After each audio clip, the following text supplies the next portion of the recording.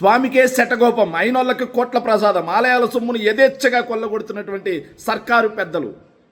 ఎంత దుర్మార్గం అంటే, చంద్రబాబు నాయుడు అనే వ్యక్తి ఆయన దోపిడీకి, ఆయన అయినోళ్ళకి సొమ్ము కట్టబెట్టడానికి కాదేది అనర్హం. ఒక రేంజ్ తర్వాత ఆయన అవినీతికి అడ్డుకట్టడం, ఒక రేంజ్ తర్వాత ఆయన దోపిడీకి అంతే లేకుండా పోతుంది. ఎంత దుర్మార్గం అంటే, స్వామివారికే శటగోపం పెట్టేస్తా ఉన్నారు. అయినోళ్ళకి కోట్ల రూపాయలు సొమ్ముని ప్రసాదంలాగా దోచిపెడతా ఉన్నారు. ఆలయాల సొమ్మును యథేచ్ఛగా కొల్లగొడతా ఉన్నారు ఈ పార్టీ పెద్దలు.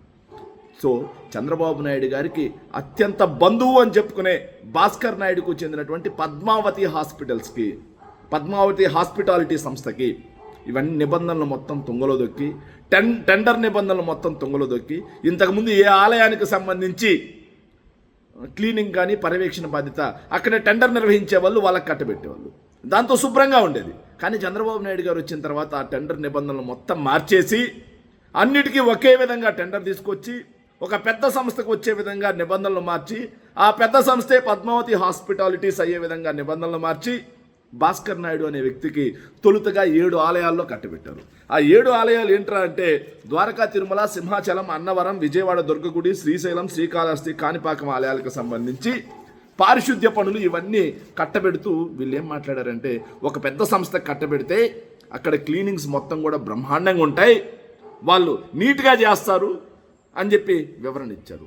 వాళ్ళు ఎంత నీట్గా చేస్తారా అనడానికి ఉదాహరణ ఏంట్రా అంటే, విజయవాడ దుర్గద గుడి ఒక వ్యక్తి టాయిలెట్లో చనిపోయిన తర్వాత 3 రోజులకి గుర్తుపెట్టారు. అంటే 3 రోజులు టాయిలెట్లు క్లీన్ చేయలేదనే అర్థం, 3 రోజులు పారిశుద్ధ కార్యక్రమాలు పనిచేయలేదనే అర్థం.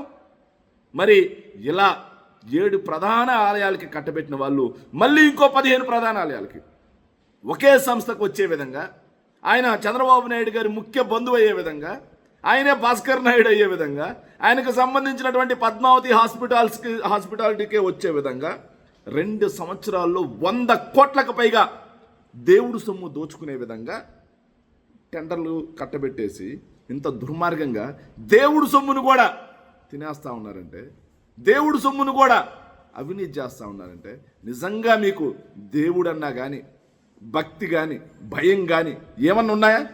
కేవలం మీరు దోచుకోవడం కోసం, దోచుకున్నదే పంచుకొని తినుకోవడం కోసం మాత్రమే అధికారంలోకి వచ్చారు, కానీ ప్రజలకి మంచి చేయడం కోసం ఎక్కడా రాలేదు.